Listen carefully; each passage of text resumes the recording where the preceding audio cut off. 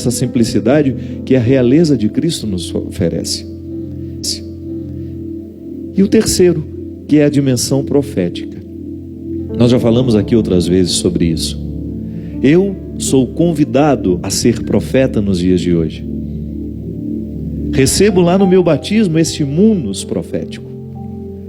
Participo dessa vida de Cristo, dessa dimensão profética do Cristo. Então, eu recebo estes instrumentais para que eu tenha condições de acelerar a minha semelhança. Porque isso é muito interessante. Nós recebemos um dom, nós recebemos do Cristo, ali no momento em que somos batizados, uma vocação, mas aí vai chegar o tempo da nossa tarefa, dos nossos exercícios diários, né? Para isso nós temos os pais, os padrinhos, que vão nos ajudar a cultivar tudo aquilo que possa favorecer o florescimento deste mundo sacerdotal, régio e profético.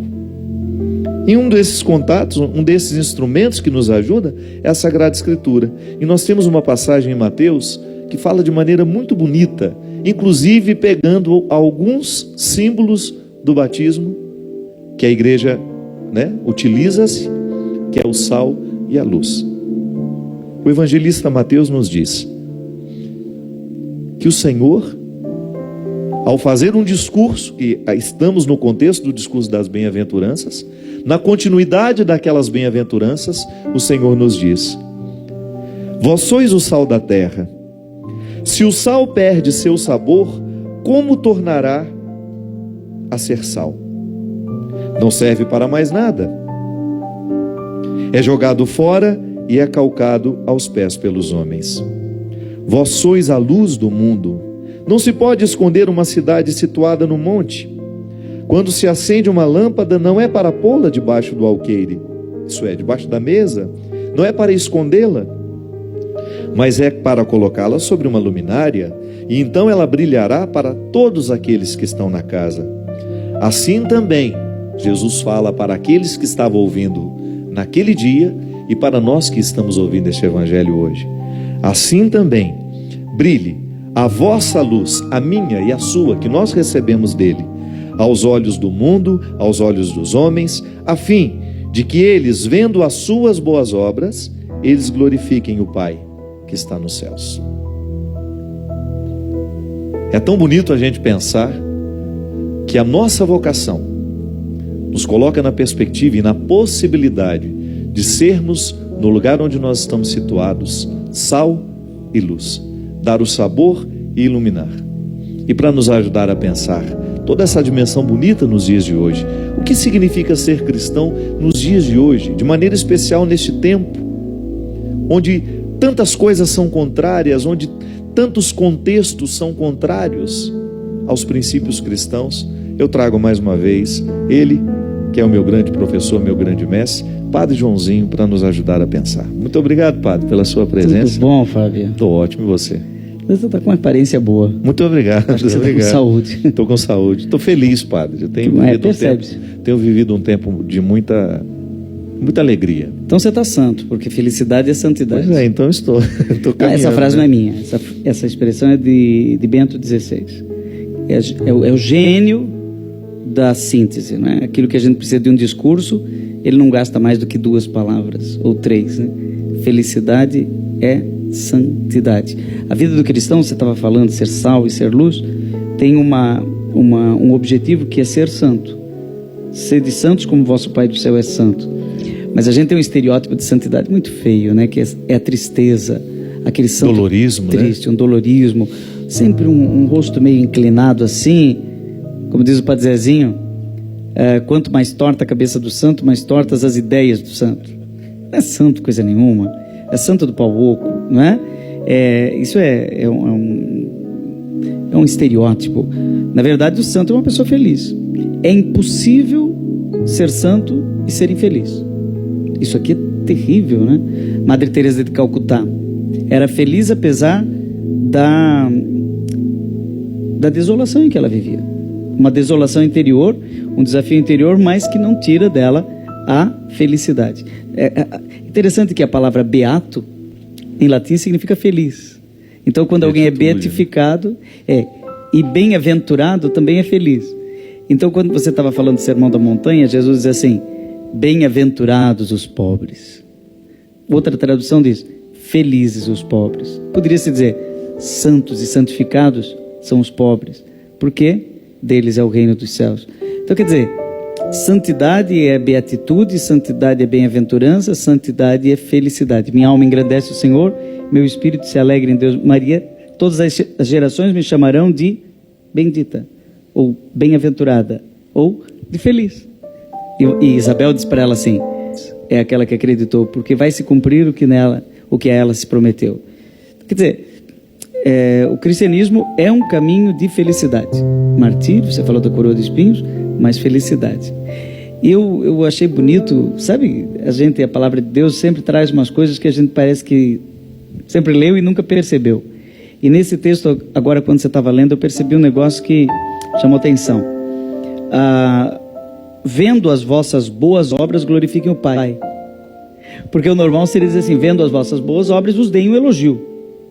Fábio, muito bacana seu novo CD. Isso é um elogio. Poxa, o discípulo da madrugada, que ideia genial, Fábio. Parabéns. Estou te elogiando. A outra forma, sendo coerente com a palavra de Deus, seria: Senhor, eu te agradeço pela inspiração que destes ao meu irmão, Padre Fábio de Mello, ao escrever o livro Discípulo da Madrugada. Louvado seja Deus pela tua inspiração, Fábio. É diferente. E aí você liberta o outro deste, às vezes, um fanatismo, né, que a obra pode provocar em quem nos acompanha, né? Você sabe disso. Às vezes as pessoas se fixam em você por causa de um livro que você escreveu, por causa de uma canção que você escreveu, e começa a estabelecer uma espécie de idolatria que vai lhe amarrando, né? Que vai causando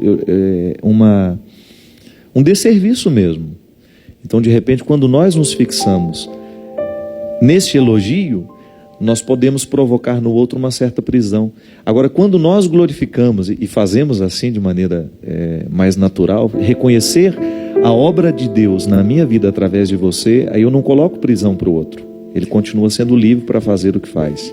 De novo, o Papa Emérito Bento XVI fala que nós devemos ser transparentes. Ele fala do padre quando está celebrando a missa. Ele diz: você que é padre, quando for celebrar a missa, seja transparente, ou seja, que as pessoas vejam por meio de você aquele que você transmite, que é Jesus. Eu acho que, entendendo o que ele diz, daria para comparar com uma janela. Você olha para uma janela e ela revela o jardim. Então ela é uma boa janela. Esses dias eu estive em Roma, nos museus do Vaticano. De repente, aquilo meio claustrofóbico, tem um corredor, você sabe aquele corredor? Quando tem longo, são quase 150 metros de corredor. Você vai indo, aquele monte de gente, de repente você olha do lado uma janela que dá para os jardins do Vaticano. E lá atrás estava, inclusive, o mosteiro onde vive o Papa Emérito Bento XVI. E aquilo me deu um respiro na alma. E eu nem observei a janela. Aliás, a janela, ela desaparece quando revela o jardim. Acho que é um pouco aquilo que João Batista disse, né? Importa que ele cresça e eu desapareça. Essa acho que é a maior felicidade de alguém poder dizer como Paulo: minha vida presente na carne eu vivo pela fé no Filho de Deus que me amou, se entregou a si mesmo por mim, por isso eu vivo, mas não sou eu que vivo, é Cristo que vive em mim. Acho que esse é o ponto ômega, o ponto de chegada da santidade.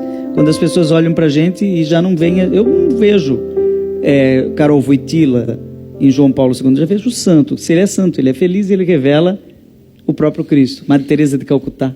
João, você é um homem muito, muito perspicaz nas suas análises. Eu queria que você me dissesse o que você pensa. Essa importância que tem a figura religiosa nos dias de hoje. Então, por exemplo, os evangélicos têm os seus pastores que são líderes, que são muito fortes nos seus argumentos, nas suas adesões, né? Eles conseguem arrebanhar muita gente. Como é que isso funciona? Por exemplo, nós padres que temos uma visibilidade dentro da igreja, você é um dos precursores desse novo trabalho com a música. Há 20 anos eu lhe conheci já fazendo um trabalho belíssimo como um homem que se expunha publicamente e que gerava um rebanho ao seu redor. Como é que você analisa o limiar entre você ser uma autoridade religiosa que conduz as pessoas para uma experiência ou você ser uma personalidade religiosa que amarra as pessoas em você? Acho que a gente tem uma estrada e não um estacionamento, né? Quando a gente se torna estacionamento, as pessoas param na gente.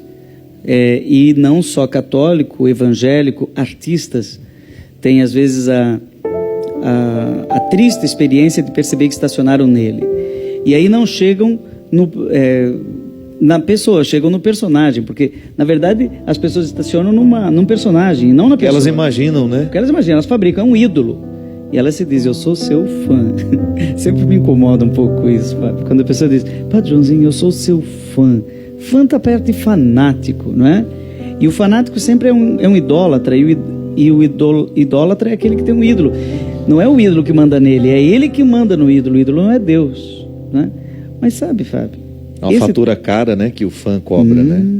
Ele quer, na verdade, ele quer consumir o seu ídolo. Por isso que muitos fãs matam os seus ídolos. Olha o que aconteceu com John Lennon, né? Era um fã. Uma relação objetal, né? O outro é a satisfação do meu desejo. E depois que ele para de satisfazer, então eu quero matá-lo, eu quero eliminá-lo para que ele não satisfaça de ninguém. É neurótico, né? Mas uma outra...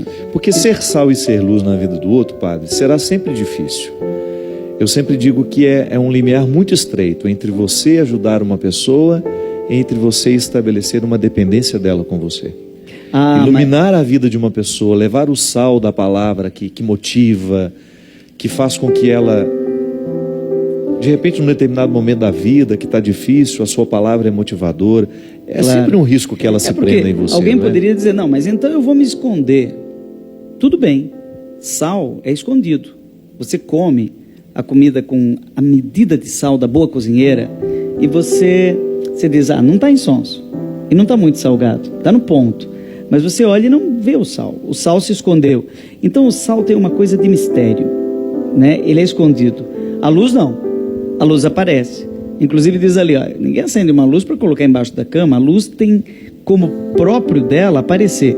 Então há uma dimensão na vida que você está colocando nessa, por exemplo, na educação, os pais na educação dos filhos, o professor na educação dos alunos, há uma dimensão de escondimento, até mesmo de ausência, para que o outro cresça. Eu estou, mas não estou. Há uma presença misteriosa. E o próprio Deus é assim, né? Ele é mistério e é presença. Mysterion vem do grego. Os orientais são mais sensíveis a essa dimensão misteriosa da vida. Deus enquanto mistério. Ele é espírito, ele é ar, ele é discrição. Mas também é sacramento. Então você olha no pão e diz, é o corpo de Cristo. Está presente, está presente. É vivo entre nós. É presença. E presença que às vezes se torna sensível, visível, que dá para cheirar, que dá para tocar, que dá para beijar, que dá para comer, né? A Eucaristia é feita para ser comida. Os sacramentos são a visibilidade do mistério. E assim também nós que somos, você começou a dizer tão bonito, nós somos sacerdotes, eu diria assim, nós somos sacramentos, né? O batismo nos configura, nos sacramentaliza. Tem um território do sagrado, você usa muito essa expressão. Nós somos território sagrado, nós somos consagrados, cristificados. O Papa João Paulo II gostava da expressão cristiformizados, né? Nós somos revestidos de Cristo. Então, dá para ver, não dá para esconder. Há uma dimensão de aparência. É uma árvore que dá frutos e vai levar pedrada, né? De ausência, de escondimento e de mistério. Eu gosto de falar disso como pedagogia da presença e pedagogia da ausência. A doutrina social da igreja chama isso de solidariedade e subsidiariedade. O conceito de solidariedade a gente conhece, usa, está até vulgarizado, mas o conceito de subsidiariedade é mais sutil e acho que resolve a equação que você levantou aqui hoje.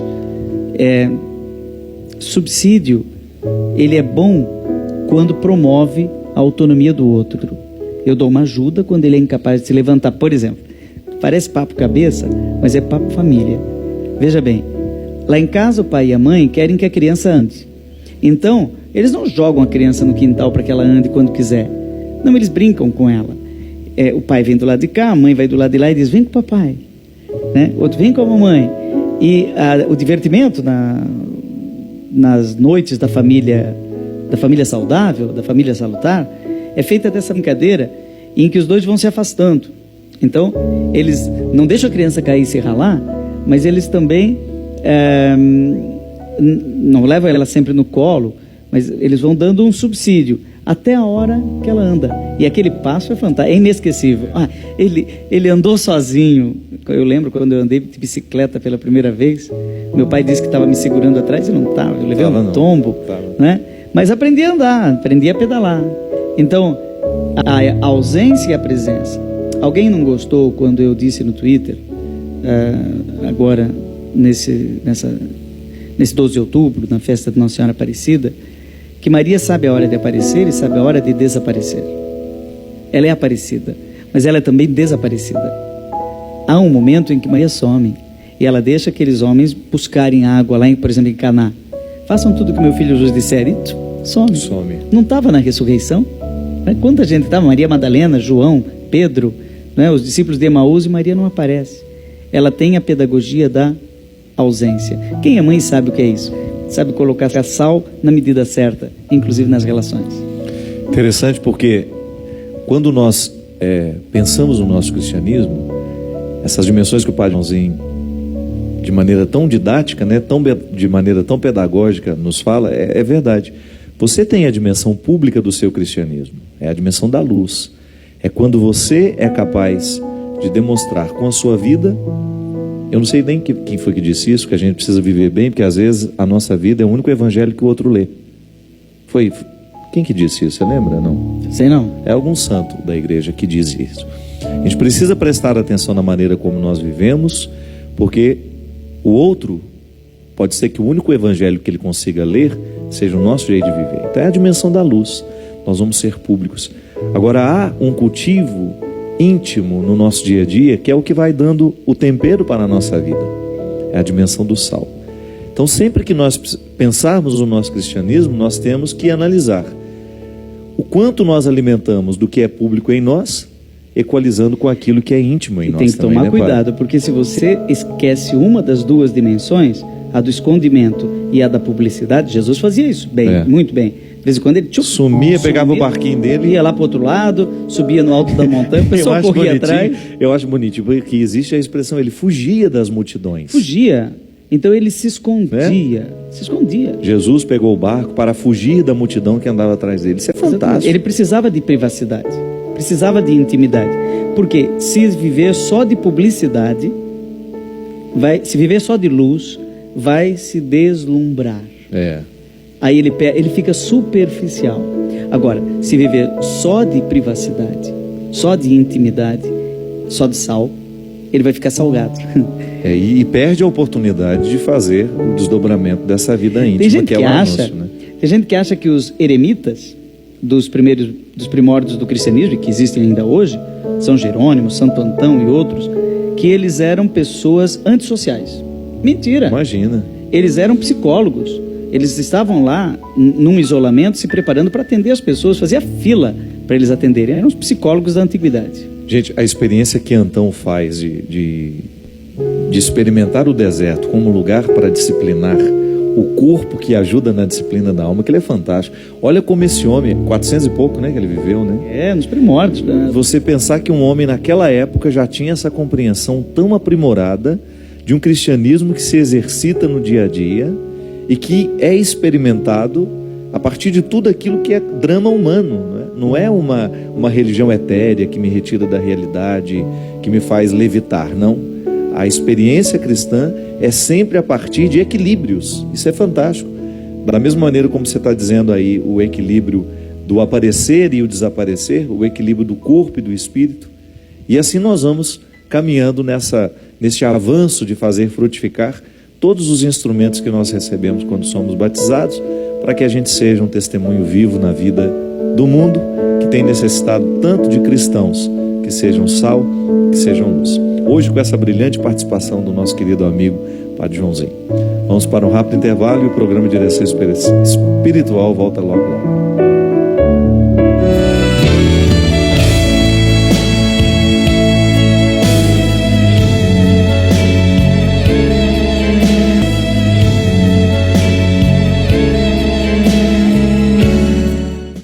Estamos de volta com o programa Direção Espiritual, hoje com a nossa participação especialíssima do querido amigo Padre Joãozinho. Lembrando que o CD Solo Sagrado está nas livrarias de todo o Brasil, todas as lojas que vendem CD, lojas americanas, Saraiva, mas também aqui na Canção Nova. Você comprando aqui através do telefone 0 operadora 12 31 86 26 00, você ajuda a manter essa obra no ar. Esse é um produto que também faz com que a Canção Nova continue realizando esse trabalho de evangelização. O Davi, o departamento audiovisual da Canção Nova, que é onde você compra livros, CDs, é o coração dessa campanha da M Almas para fazer com que a Canção Nova continue evangelizando 24 horas no ar. Lembrando que você também pode adquirir através da Loja Sacra, www.lojasacra.com.br. Lá você também tem as minhas palestras, os outros livros, os outros CDs. Padre Joãozinho, o senhor tem também um lançamento aqui, né? Canções de Cura, aliás, é o CD e também tem o DVD. Que também podem ser comprados também, esse é gravado pela Canção Nova. É o que você gravou em Recife? Foi em João Pessoa. João Pessoa. Foi ao vivo. E na verdade, as principais canções, Conheço um Coração, e outras, Oração de Cura, e também algumas novas, Salmo 22, eu misturei o Salmo 22 com a oração de Santa Teresa d'Ávila, né, que eu acho que tem muito a ver, o Senhor é meu pastor, nada me faltará, e nada me perturbe, nada me amedronte, tudo passa, quem tem Deus nada falta, só Deus basta. Que bom. Também pela Canção Nova você pode adquirir o CD Canções de Cura do Padre Joãozinho. Os livros, está saindo um novo aí, viu? Qual é o livro agora? É o Mini Sermão. Isso é uma novidade que eu tenho, sem querer, fui investindo aí num sermão diário pelo Twitter em 140 Que é fascinante aquilo. Você recebe? Recebo no meu WhatsApp. Aí eu comecei a gravar em 1 minuto. Eu começo o meu dia com a reflexão do Padre Joãozinho, todos os dias. E olha que agora, se eu passo das 7 da manhã, o pessoal já começa a tem alguma coisa? Como é que é? Um dia eu quero dormir um pouquinho mais, meu dia de folga. Aquilo é muito válido, Padre. Aquilo é muito bom. É muito bom receber a sua reflexão de manhã. 1 minuto. E você sabe que para falar 1 minuto é difícil. É difícil, todos os dizer dias. Em 1 minuto dizer... tem que ter um poder de síntese, vai sair agora, eu selecionei 550 mini sermões, classifiquei por temas e vai sair pela Canção Nova até o final do ano. Deve sair aqui também o departamento da Vita trabalhando direitinho. Aí você vai poder ter em casa os 500. Então você lê, escolhe aquele que você quer por temática: Jesus, combate espiritual, fé, esperança, caridade, solidariedade, espiritualidade. Padre, hoje, retomando o assunto do sal e luz, os evangélicos não têm nenhum receio de falar a palavra política dentro dos seus templos. E nós temos muito mais cuidado por causa... Nós não queremos... Um pudor, né? Um pudor. Nós temos um pudor. A Igreja Católica sempre teve o pudor de tratar os temas políticos. Mas a gente não pode fugir que hoje o ser sal e ser luz tem toda uma dimensão política nos nossos dias, não é verdade? Na verdade, nós somos uma religião política, porque o nosso mestre se fez carne. O Verbo se fez carne e assumiu cidadania, né? Assumiu cidadania na história. Viveu no seu contexto, na sua época. Não, como dizia Santo Agostinho, não somos apenas uma religião da cidade do céu ou da sacristia. Nós somos uma religião da cidade da terra. A Igreja acredita que a salvação começa já, ainda não em plenitude, mas os gestos de vida promovida na história já são a salvação em ato, a salvação acontecendo. O Espírito de Deus age nos sacramentos, mas age também na solidariedade. Quando eu sou solidário com meu irmão, eu estou de alguma maneira promovendo a sua salvação, não é? Atuando a graça de Deus na vida daquela pessoa. E por isso que a igreja tem uma doutrina social, né? Já vem dos santos padres. Tem gente, isso daí começou em 1891 com Leão XIII, com a encíclica Rerum Novarum. Não. Isso é um ponto alto, né? Um ponto de explicitação temática, onde a igreja fala o que pensa a respeito de política, a respeito de economia, a respeito da situação nova que viviam os operários, que eram muitas vezes explorados e não tinham uma legislação trabalhista. Então a igreja, por meio das suas encíclicas sociais, vai dando a contribuição para que surja, por exemplo, uma legislação trabalhista. No Brasil isso demorou até para pelo menos 1940, veja, eu estou falando 1891, veja 1940. Getúlio Vargas que começa um pouco a se pensar uma legislação trabalhista menos escravocrata. O Brasil teve escravidão. Enquanto surgia a doutrina social da igreja, o Brasil estava mal abolindo a escravidão em 1888, não é isso?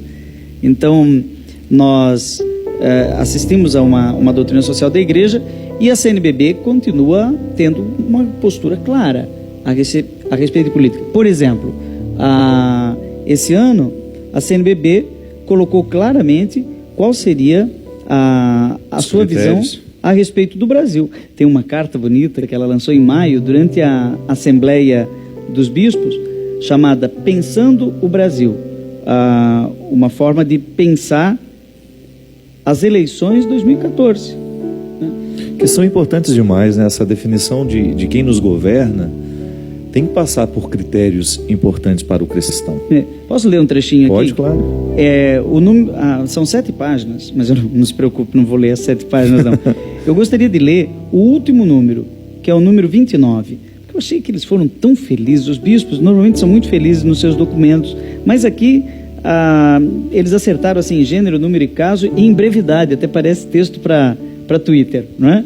De tão breve e certeiro, ó. Compensando o Brasil, a CNBB convoca os cidadãos a se prepararem conscientemente para o momento da eleição. Então nós não estamos falando só de política lato sensu, agora estamos falando de política stricto sensu, que é o momento do voto. O eleitor consciente deve conhecer o passado de seu candidato e averiguar se o discurso e a prática por ele apresentados se conformam aos valores da ética e do bem comum. Primeiro critério, ele é coerente? É sal e é luz? Ele vive aquilo que prega? Ou já viveu na sua vida? Então olhar a integridade do candidato. Ele é íntegro? É preciso também exercer a missão profética de todo cristão e manter uma atitude de fiscalização e vigilância. Isso aqui já é onde o eleitor se corrompe. Ele, na última hora, ele escolhe o candidato, e se eu perguntar para quem está nos ouvindo agora, em quem você votou na última eleição, muitos talvez não lembrem. Às vezes vota naquele deputado, nunca acompanha o trabalho que aquele deputado faz, né? Depois critica porque se corrompeu. Justamente. Então, a CNBB diz da necessidade, da responsabilidade política que passa pela fiscalização e vigilância. Eu diria até de oração pelo candidato e de oração por aquele que for eleito. Esse negócio de dizer que... E de cobrança também, né, padre? O deputado é um funcionário do povo.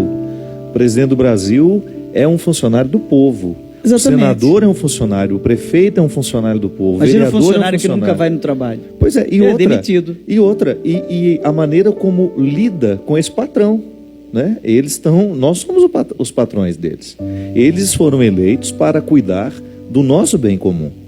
Eles foram eleitos para administrarem bem as nossas cidades, para administrarem bem os nossos estados, as legislações que nos regem. Então, essa ligação política do cristão que pensa essa responsabilidade de maneira cristã, né? que não é apenas uma balela, mas internalizou esse valor, precisa ser ao longo da administração, não é só na época da eleição. Sabe que tem muita gente que diz, eu não gosto de política, não gosto de...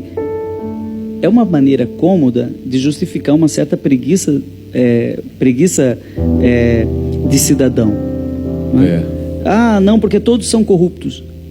Todos nós temos pecado. Todos nós temos as pequenas corrupções. Todos nós temos pequenas corrupções. O anjo Gabriel, Miguel e Rafael não são candidatos.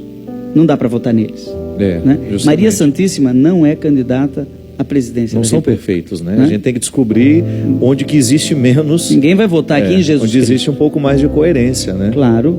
São pessoas tão falhas quanto eu, que já tive pecado. Que já errei na vida, que tem um passado, coisas todos nós já pisamos na bola. Agora, então não dá para ter o candidato perfeito, mas nós temos que avaliar não só a pessoa do candidato, mas também as suas alianças.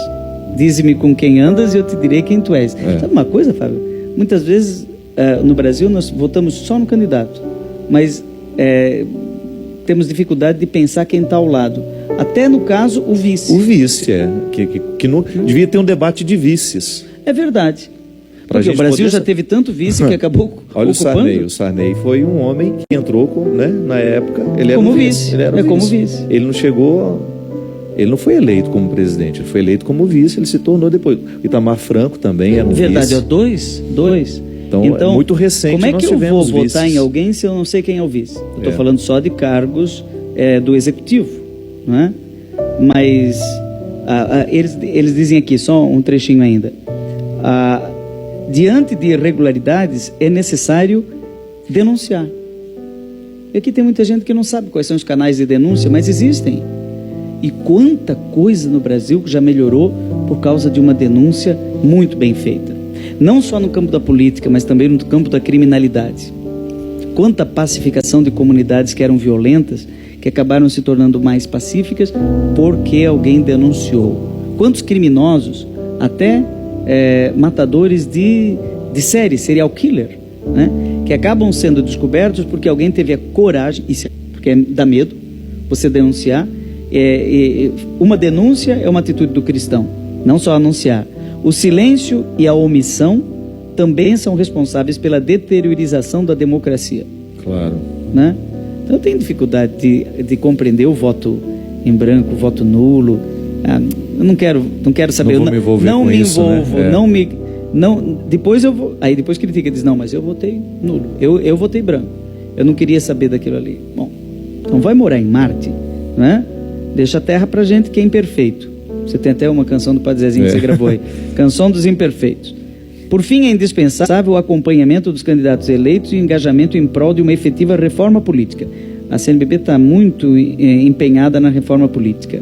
Quando a gente protesta, votando naquela pessoa, dando a ele 1 milhão, 2 milhões de votos, aquela pessoa leva um monte de gente para a Câmara dos Deputados. Isso tudo precisa ser discutido, ser modificado, né? Dentro de uma reforma política. Existe uma santidade política. Um político, eu não vou dizer o nome aqui, mas um político que já faleceu, inclusive, mas que eu sempre admirei muito. Ele uma vez me deu uma entrevista numa emissora de TV e ele falava de piedade política, que o que guiava ele na vida pública era a piedade política. E eu pensei, mas o que é isso, piedade política? Ele falou, olha, a política é o jeito que Deus me deu, colocou à minha disposição para eu viver a santidade. Eu preciso ser tão piedoso na política quanto você na sua missa. Aí eu pensei, mas é verdade, eu posso como padre rezar uma missa com piedade ou não? De qualquer jeito, chego ali em cima da hora, né? A missa é às 7, eu chego 7:02, né? Visto lá os paramentos às pressas, nem olhei qual é o evangelho do dia. Isso é falta de piedade. Agora, o que é uma piedade do padeiro?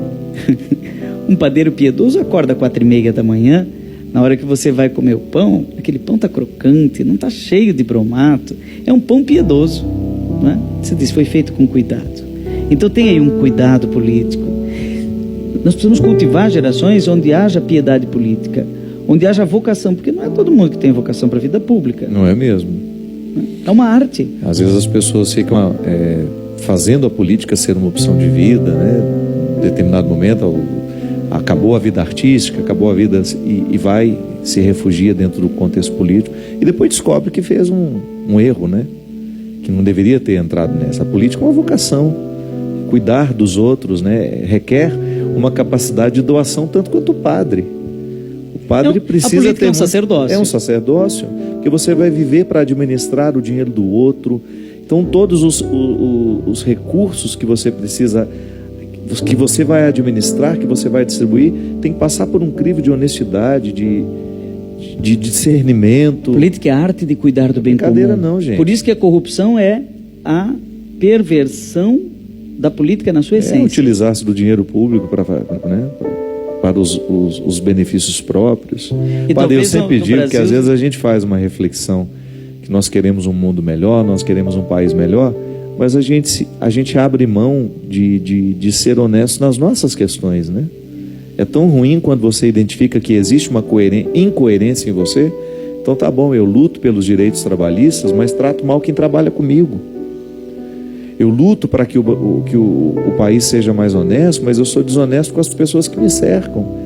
É aí que a gente precisa ter muita capacidade de reconhecer que o mundo fica ruim toda vez que eu tenho atitudes ruins no meu dia a dia. E que ao exigir que o país seja honesto, eu estou naturalmente exigindo que os meus bastidores sejam honestos. que exista uma coerência aqui no espaço que me constrói e que faz ser a minha intimidade. Sabe que o que faz um político corrupto é um eleitor corrupto. E muitas vezes os eleitores corrompem os seus políticos.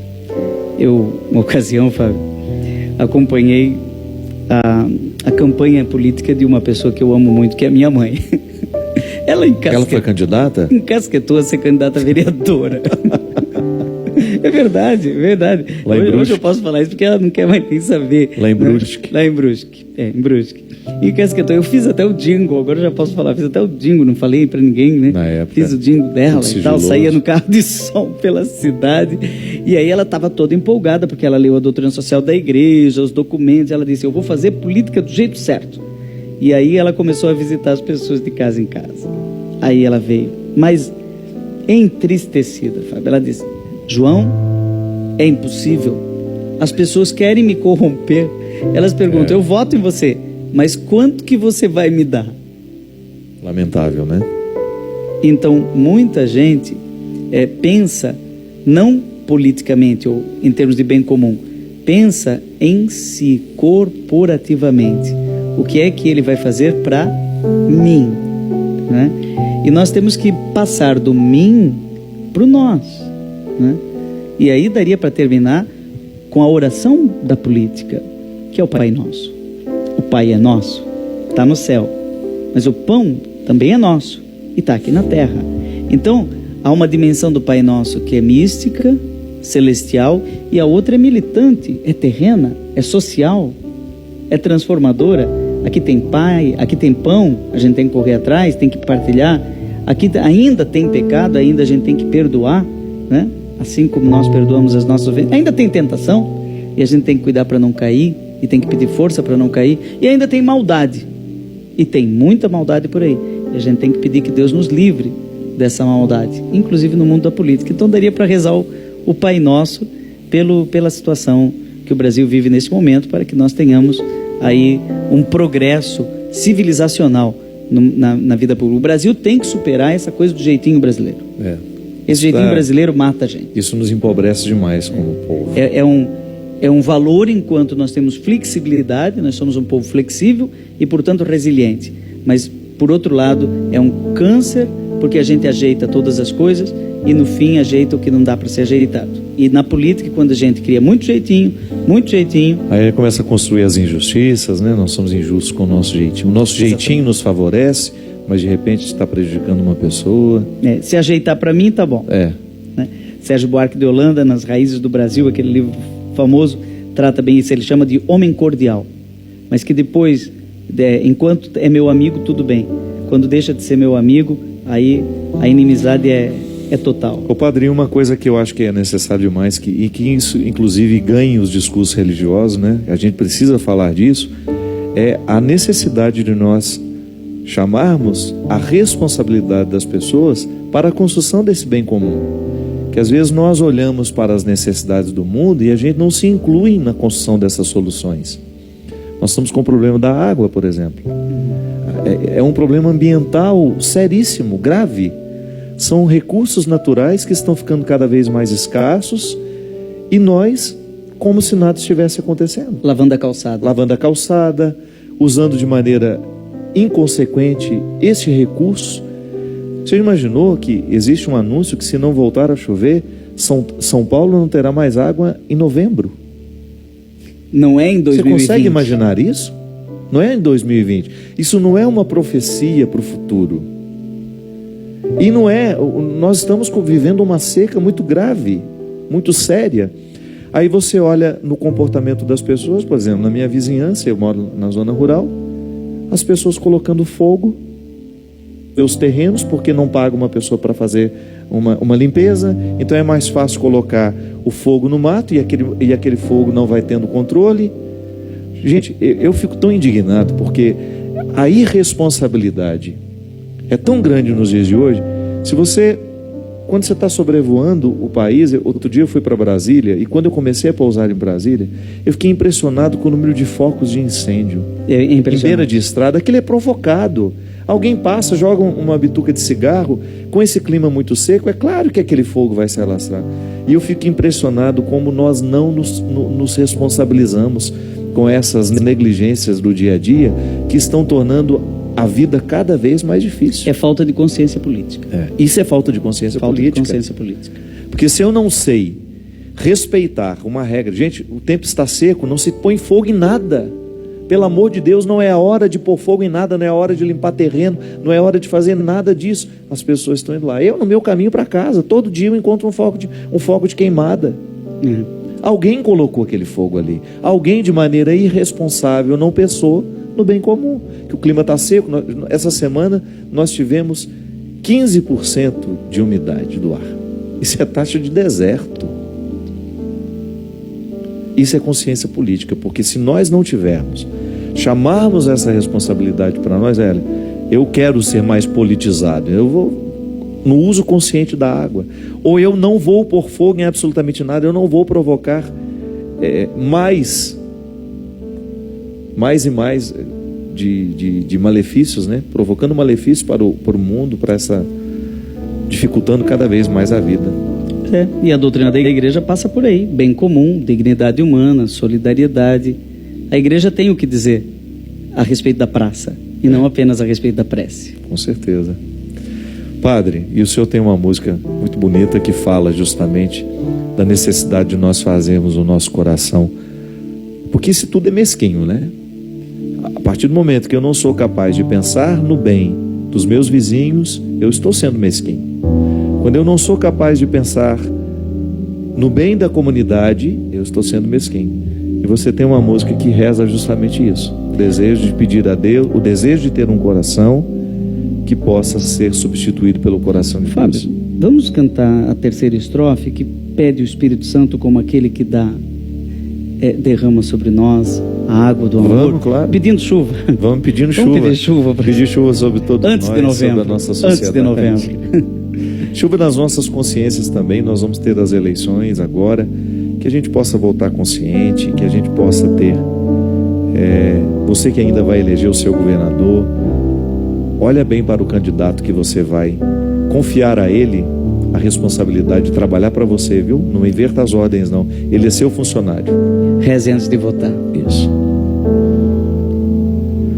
Lava, purifica e restaura-me de novo. Serás o nosso Deus e nós seremos o teu povo. Derrama sobre nós a água do amor, o Espírito de Deus, nosso Senhor.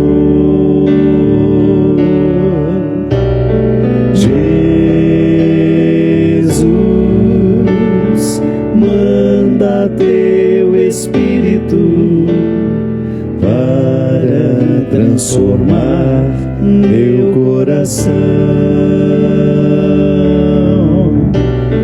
Jesus,